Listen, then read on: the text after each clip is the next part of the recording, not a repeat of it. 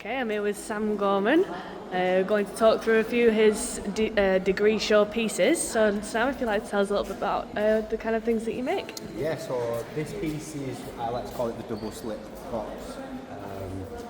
It's essentially a visualisation of the famous double slit experiment where the wave function can be collapsed into a particle function.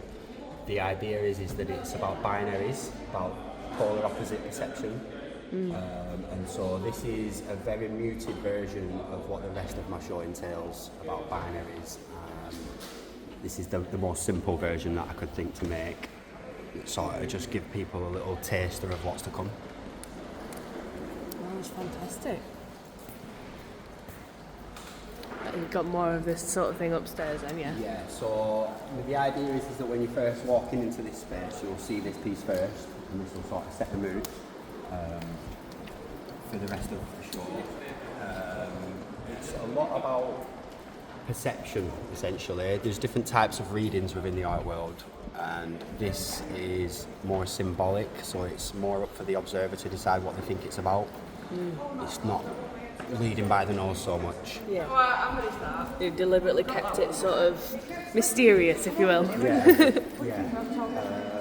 As you move upstairs, it becomes more negotiated. So the first piece that I'll show you after this will be a big mural. The idea with that is that it's a negotiated reading, so the observer gets to decide which part of the image they see first. Okay. Derive the meaning of the piece. So if I looked at it, it would be a totally different sort of interpretation as the next person. Yeah. When we get up there, you'll see I'll ask you to find a word, and the word that you find first could be one of hundreds. And so, depending on the words that you're drawn to, will dictate the type of narrative that you might start to build from the work. Yeah. And then from there we move into the tiles, which is a different strand of my work that's more publicly engaging. And then from there we move into the installation piece, which is more of a there's an intention there that I'm hoping is coming across to the observer. It's so more of a guided. This is your sort of introduction to that. Yeah. Fab. Shall we take a look upstairs? Yeah, let's go. No worries.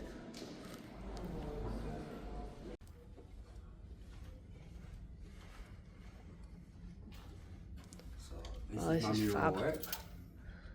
I suppose this text is... So yeah, this do text with is that. really relevant. So this is by an artist called Anthony Tapier. Tapes even. I can never remember how he spells his name. Funny pronunciation. I'll give a quick reading of this maybe. How can we look cleanly without wanting to find in things what we have been told is there, but rather what is simply there? There is an innocence game. Wait, I can't read. I'm having one of them moments. It's alright. There is an innocence game I propose we play. Whenever we look, we intend to see only what is given around us. Stuff, normally quite humble, barely glimpsed in the middle of the infinite. Take a look at the simplest of objects. Let's take, for example, an old chair. It seems like nothing, but think of the universe comprised within it. The sweaty hands cut the wood that used to be a robust tree full of energy in the middle of a luxuriant forest by some high mountains. The loving work that built it, the joyful anticipation of the one who bought it, the tired bodies it's helped, the pains and joys it must have enjoyed, whether in fancy halls or in a humble dining room in your neighbourhood. Everything shares life and has its importance. Even the most worn down of chairs carries inside the initial force of the sap climbing from the earth. Out there in the forest, and will still be useful the day when, broken into kindling, it burns in some fireplace. Look deep, let yourself be guided fully by what resounds within you in response to what our gaze grasps, as one who attends a concert in a new suit and an open heart, looking forward to listening, to hearing in all its purity without demanding that the sounds of the piano or the orchestra represent a certain landscape, like the portrait of a general or a scene from history. This is how we'd want painting to be. That's amazing. So, all that to go to say that there's more to what you're seeing than what you can see. This piece is all about the idea of a guided reading, So I'm not necessarily telling you what to see, but I'm giving you an opportunity to see what you want to see within it. All that being said, there is a narrative and a structure and a meaning to it. Yeah. See how you've got like a flow of the three arches. Yeah, so the concept behind this piece is that each space represents a year on the course. So you've got the first year, the second year, the third year. And then within them spaces, the words represent the kind of experience that you would have on that year. So in the first year, when you find yourself coming to university, you think you already know who you are and what you want to do, what you want to make. You feel like you're already a grounded individual. But then you get told to go and try new things and do new things and explore new avenues. Is that why you've got that arch is grounded? Yeah, like so this one's grounded. So when you first get here, you're grounded, and this is like a representation of you. The words within it, we've got stuff like scribble with joy, shift your way. Sorry, what's that say? Shift, try new things. Understand yourself. It's fantastic, and it's very stylized, isn't it? It's your unique. unique style. My style, yeah. And then as we move into the second year, it's more about coming to terms with who you are, finally choosing your medium of choice and speciality. But during this second year, you tend to feel a little bit uplifted. You've been told that you've to step away from what you originally felt comfortable with. Yeah. You've been told to try new things, so you feel a bit off your feet and a bit in the air and not quite sure. So that's what this middle piece is sort of trying to embody. And then in the final piece is all about coming to terms with everything, collapsing everything together into one solid piece. Yeah. And then showing it off to people essentially. So in a way, you sort of come back down to earth. Yeah, so then now you're back grounded again, but a different version of yourself that carries with it all the lessons learned.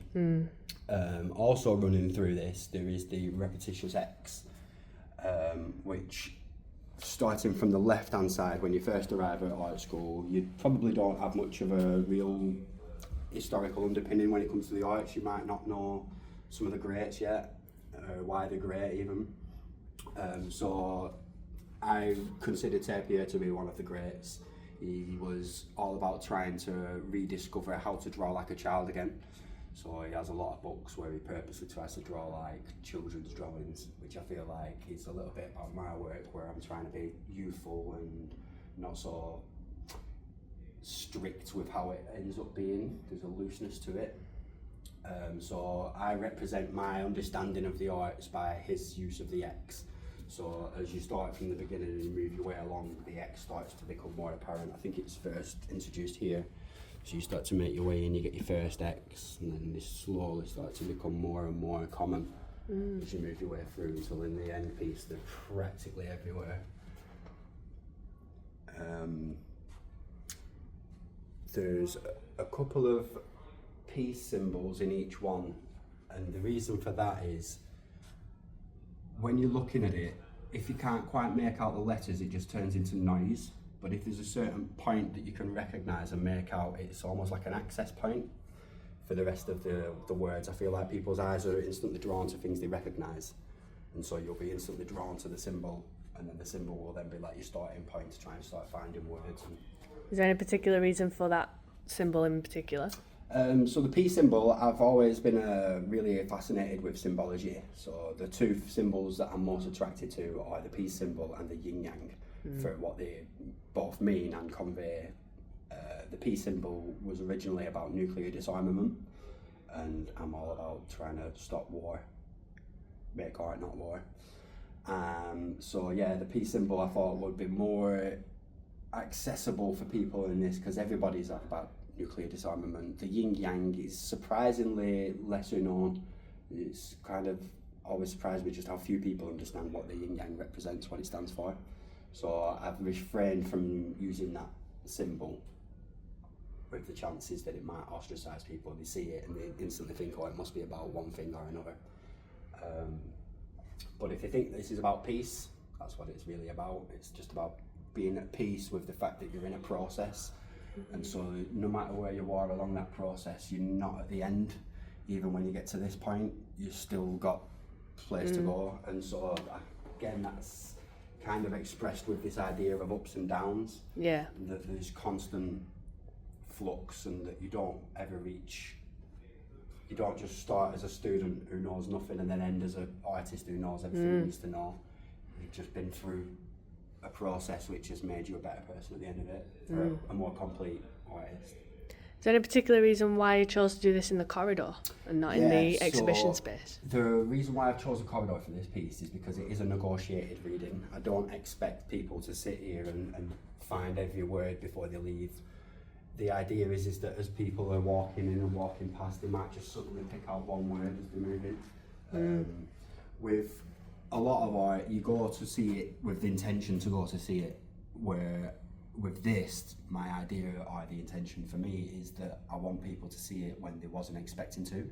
So you're just trying to make your way to class and it just happens to be there. And it just shows that there's a process to the universality of things, and that even if you want things to be there or not, they're either going to be there or not. And there's some sort of connection to the function of reality that I try to instill within my works. I suppose it adds to that feeling of the journey, because the fact that it's in the corridor, it's a high traffic area, and the purpose of it is to make your way from one place to another. Exactly right. So this isn't really somewhere where somebody would normally stop and spend a moment, but hopefully now it can be, whilst not necessarily interrupting your journey, but just adding to it along the way and fighting for attention for a little moment, I suppose. That's fantastic. So yeah, I suppose that's more or less everything I can say to you about this piece. For the moment. So that leads us through to... So then as we enter into the actual gallery space, we have artwork by Chloe. Chloe's is really good. I love Chloe's narrative. I love this t-shirt piece especially. And then we have Jane's work. But then we have mine. So these are my tiles, my ceramic tiles. These are something that I've been working on over the last couple of years. The idea with these is that they're publicly engaging. So I will, on my trips to galleries or just generally on day-to-day experiences, if I find somewhere where I think it's a suitable little nook, I will hide one of these tiles. The idea being that the place in which I leave them will dictate the way in which they're interacted with. So if I leave one in a toilets on top of a little hand dryer, that'll get picked up and taken away. But if I leave one inside of a shop on a shop shelf, people will leave it because they think that it's for sale from the shop. Oh, that's interesting.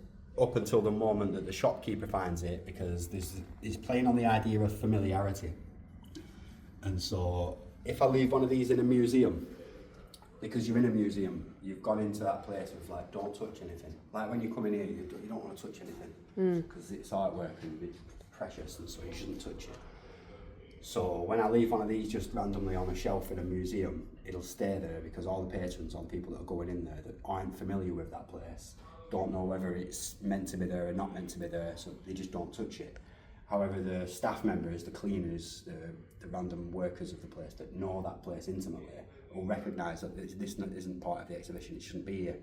So then they will be the one that initially interacts with the piece, which then allows me to sort of force the interaction to be by people connected to the arts. So it intrigues me to know what happens to the ones that I leave in these spaces, because the ones, like I said, if I leave them out in the streets, in public, they tend to get collected and cherished and taken. Someone will take them with them, whereas the ones that I leave in the museum, I never really know what happens to them. I will never, unless I finally meet somebody who works there who tells me. But as far as me as an artist, I don't really know what happens to them, but just the awareness that there's a situation that I've given birth to somewhere at some point where some workers are like, oh, what's this? And they've got to find it. They don't know what to do with it, and now they're now a part of the production of the artwork in a way where they get to decide whether it goes into a bin or if it goes on with them. So it's not necessarily about the actual tile and what it looks like. Yeah, no, so the idea is, well, The original idea with the tiles was that I wanted to create graffiti in a way that was transient. Because most graffitis tend to be fixed in place. The idea is that it's claiming a sense of ownership or a sense of belonging to a certain space. But with these, what I wanted to do was to show that a space is fluid and connected, and there isn't really like one place and it's connected to everything. You can't really isolate anything from everything. And so with that being in mind, with these, like currently they're here, they're on this wall, but at the end of this display I'll be leaving them around in places, and then whoever chances upon them will be the person who gets to decide what becomes of them. So really the object is just the facilitation for the situation rather than the actual work. This is the thing that facilitates the ability for the work to be a thing. It's something that's not supposed to just be looked at, it's supposed to be interacted with. Exactly, yeah. It's supposed to be touched, felt, moved. Yeah. Like you said, self-interacted with, I suppose, is the best word. And this is your tag. Yeah, so this is my tag. It says the word sane. The main reason why I write the word sane, again, is because I'm fascinated with these binary opposites. So sanity, insanity, ability, disability. Who's defining these? If you ask a crazy person if you're crazy, do you know what I mean? Like, who's defining these judgments and what they're being based off, essentially, is what I'm trying to like shine a light on. I say that I'm sane. I define my sanity. Anybody else is up to their own opinion, and their opinion's as valid as mine, but mine's mine. So. Yeah, so I suppose that's most of what I've got to say regarding my tiles. So it's interesting that you've chosen to use your tag rather than any other image, and it's a repeated image. Yeah, so the idea is that as people we all seem the same. We've all got a head, two arms, two legs. We're almost like identical in forms of being an organism, but in reality we're all very different and individual, unique. And so in a way the image itself has been stamped, so they're all identical from the same exact stamp, but the way in which I apply the glaze and the way in which like the stamp took to the clay at the time that I made the impression renders each one an individual thing. And so it's really playing around with this duality of individual and group. Yeah. And the very fact that it's your tag, which is a part of your identity, but then the tiles are interacting with many, many, many people.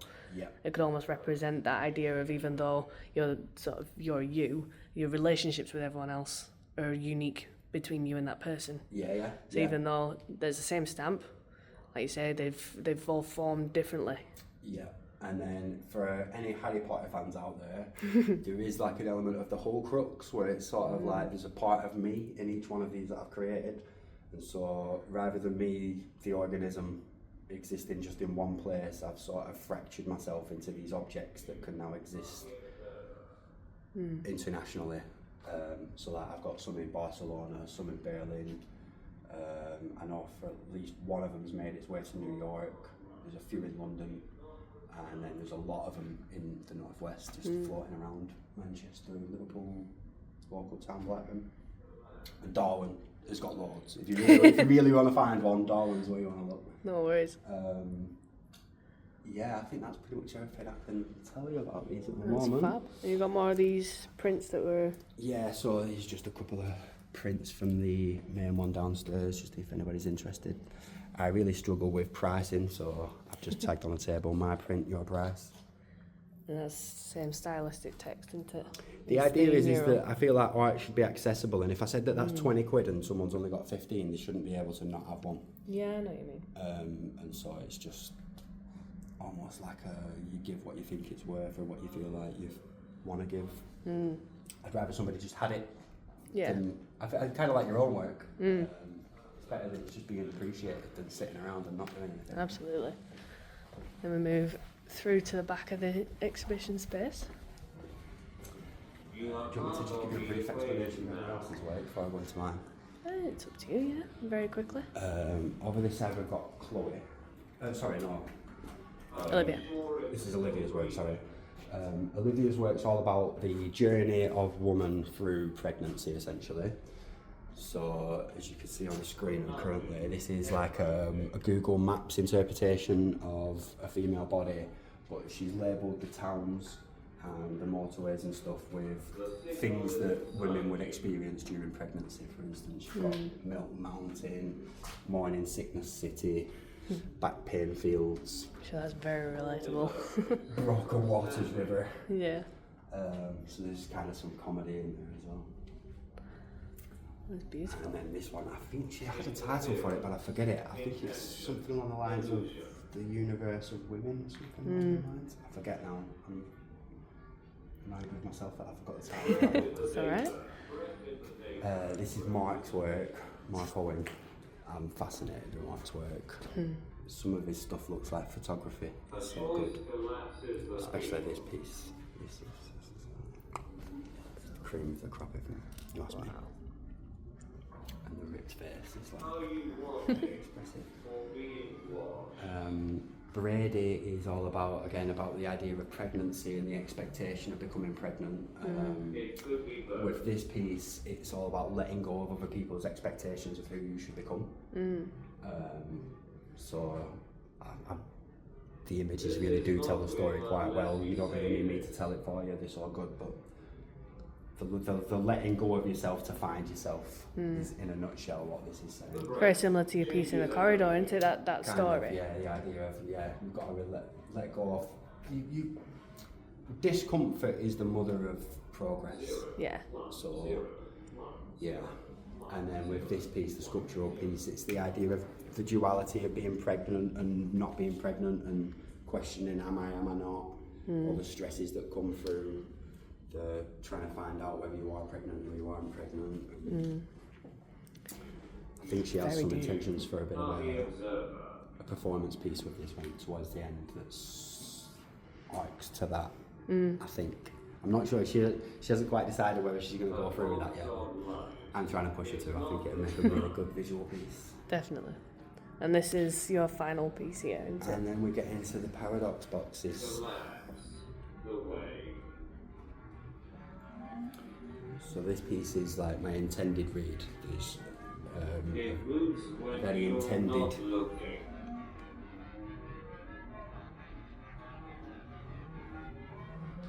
A single point.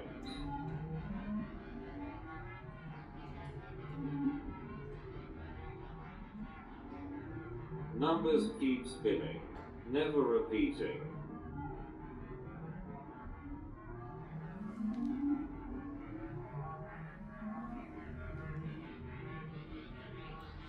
Pi is infinite, like thought.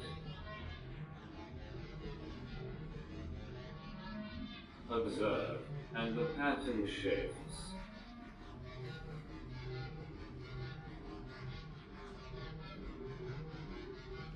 You are part of the equation now. It's hypnotising. I did want it to have a little bit of a hypnotic feel. The idea. I wanted it to beckon you to Are spend you on sure it. it's still breathing? You can tell there's definitely a stylistic link with the From nothing corridor and to your everything. graffiti tag in. Yeah. So with this piece, it's all about paradoxes essentially. There's 3 parts of text in this. The main parts of text. The one on the top, it says "calm seas make ship captains," and that for me is the best way to summarise the idea that negativity is where positivity comes from. And if you really want to become good at something, you have to go and put yourself through some negativity. Intention, illusion.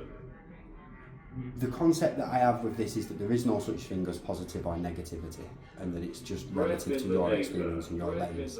And so we as the conscious observers get to decide what is good, what is bad, what's beautiful, what's ugly, and so on. And then within that, so the text on the top, I'm hoping drives that point home. And then as we start to move around the box, we have a couple of other images that sort of link to that. So the idea of a single point, the thing with that is the idea that numbers only have meaning because of their relativity to the decimal place. So a 1 is only a 1 because it's 1 digit away from a 10 and 100. It's all because of the decimal place, why everything else makes the sense that it does. So what I'm trying to make the analogy through with this is that you are that decimal place, that your position is what gives rise to the meaning of the numbers. The breath And it's changes trying to just every make day. it. I want this piece to let people become aware of the idea that they're the observer, and that they're the decision maker ultimately. 0, 1, 0. But at the same time, linking it to the idea that there is no decision, and that the decision itself is an illusion, and realistically it's a consequence being experienced as a choice in the moment.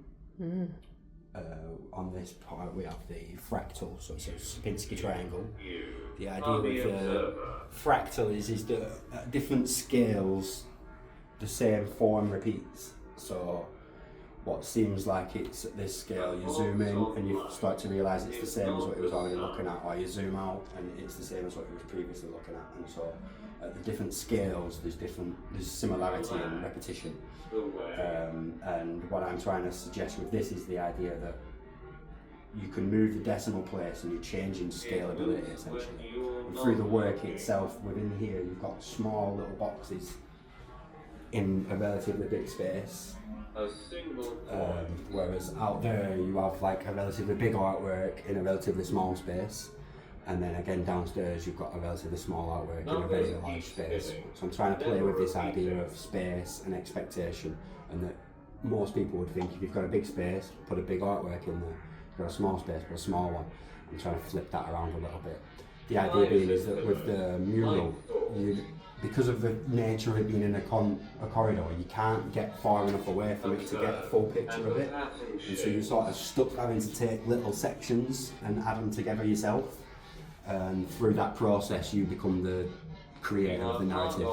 Whereas with this, I wanted it to be very small and separate so that hopefully you really do spend a little moment with each piece, and the intention that I'm trying to make is carried through, essentially. I'm feeling like there's a side of this that I've not gone into. From nothing. And this one, which is like your So print. this is the original double slit visualization that I had. This is binary code for my date of birth. Nice. Repeating. But what I've done is, so in normal binary code, the lowest digit is on the right and the highest digit is on the left, which is opposite to standard mathematics. So what I've done is I've flipped the binary code around so it's actually opposite. So the smallest number is from the left going through to the right. So on this it would be 1, 2, 4, 8, 16, 32, 64. Whereas in classic binary code it would be the opposite way around. So anybody that is familiar with binary code, when they come in and they try and decipher that, it won't make much sense until they... And it's sort of slipping away from you as well when you're really trying to observe. Suddenly it's at the back and you can't see it anymore. Yeah, so I've only just recently managed to acquire the technical stuff that I needed in order to create this constant spinning motion. Before that I had to have it on a potter's spinning wheel, and it was like hand span. I suppose there is a value to that though at the same time, is that people are interacting with it, but at the same time they don't know that that's what it does. That's the thing that I wanted. I wanted it to have this interactive ability, but like you said then, because it is in a gallery space and there is that sort of don't touch things mentality that people carry with them, a lot of people were coming in and they were just too scared to turn it around, which meant that they didn't see the backside two panels. So I made the decision to switch it and make this automated so that it just constantly spins. In a certain way though, you're still interacting with especially the other two pieces just by being in this room, because they're so like flexible and like the way that we walk past it. I suppose that's what the fan's here for. Yeah, well... To sort of make everything move and... Yeah, so the idea with the fan is that it would change the pressure in this room slightly, fluctuate it, which it led to the boxes pulsing and breathing, which I was trying to make a bit of a link to the idea that what is life and what's living and what's non-living. If breath, if they used to say if you phone 999 and you say, oh, somebody's been hurt, and they say, is he breathing? As if that was the deciding factor of whether they're alive or not. And so I was like, can I create inanimate breath, with the idea that then questions, well, if that's breathing and that's not alive, what is breath, what is life, what defines it, what separates me from this thing as being an inanimate object to me being animate. Does that have some sort of link to the... Just wait for the panel to come around again. This, that's the same as your print. Yeah, so the idea with the double slit experiment is it's famous for the idea, well, so what they did was they shot a single photon through two holes and they found that you had two streams of light, which made sense. But then that was only whilst they was looking to see which one of the two holes the photon had gone through. The second they stopped looking which one it went through, the pattern shifted and it became what's known as an interference pattern, which suggested that the photon went through both holes, interacted with itself and allowed itself to end up somewhere where it ought not to have been able to. And that's a real world experiment with real world... Are you sure it's still breathing? Say real world material, as if photons are a material. I suppose I'm That's a very falling for my own tricks. Philosophical debate there, isn't Yeah, it? it's the idea of like what is light? Is light matter? Does matter even really exist, or is it all just light? So that sort of links in Crystallised. with the idea of this inanimate breath, like... Inside you. Yeah, so it's the idea that everything, either everything's alive or nothing's alive, essentially. And obviously something is alive because we have experiences. And so I feel like everything is ultimately alive. That box could one day become part of me, like physically, literally. Interference. A bug's going to eventually eat the kind of wood, Illusion. break it down, that bug's going to get eaten, broken down, the thing that ate the bug will get eaten, Breath broken in the down. data. Breath in the data. Realistically, everything just gets recycled from living to inanimate, from inanimate back to living again. And so there is an actual The link choice between collapses the field. the non-living and the living. And so I that's kind of the narrative that I want this to have, that there's a separation, a seemingly separated togetherness. So when you come into this space, you first drawn to the central box, because from outside the doorway, that's the only one you can see. So your initial interest is in the first box. But then as you get closer, you start to realize there's two separate boxes. And now you're met with a decision. Do I look at the left one first or the right one first? Do I maintain looking at the central one? So now you've instantly become part of the deciphering of the work. It's not necessarily forced upon you to see this one and that one and that one, and now it makes sense. So yeah, there's a separation, but obviously it's unified by the room.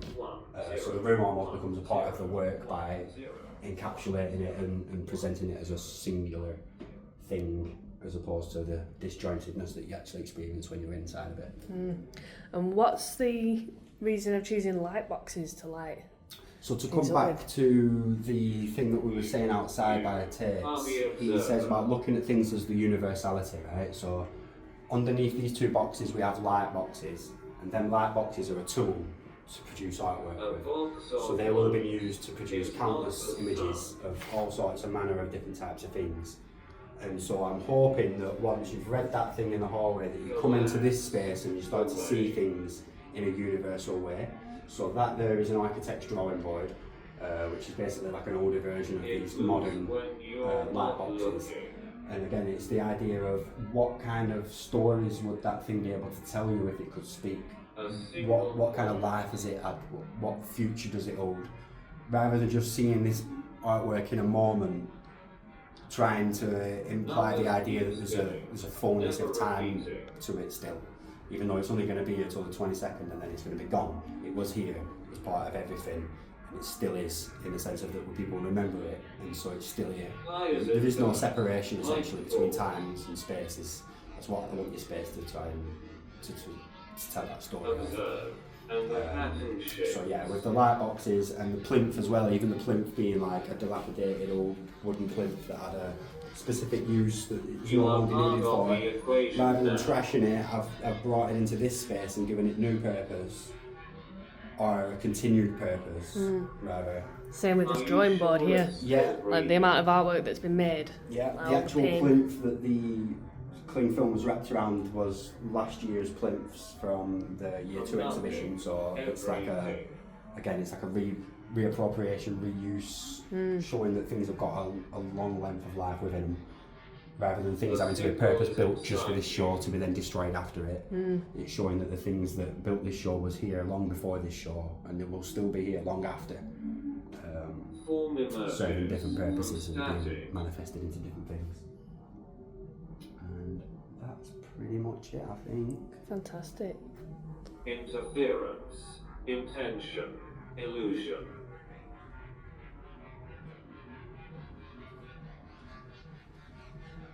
Breath in the data, breath in the data, breath in the data. Thank you very much for that explanation. for It's that. absolutely fantastic. Could spend ages in here just listening over and over. Yeah. Oh, that's one thing I didn't mention, actually, is the sound art piece.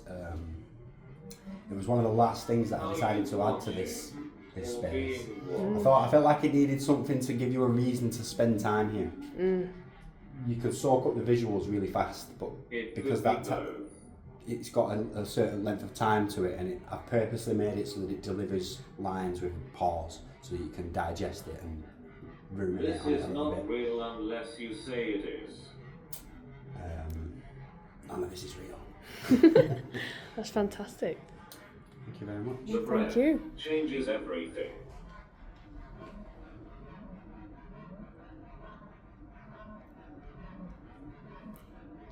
Zero, one, zero, one, zero, one, zero, one.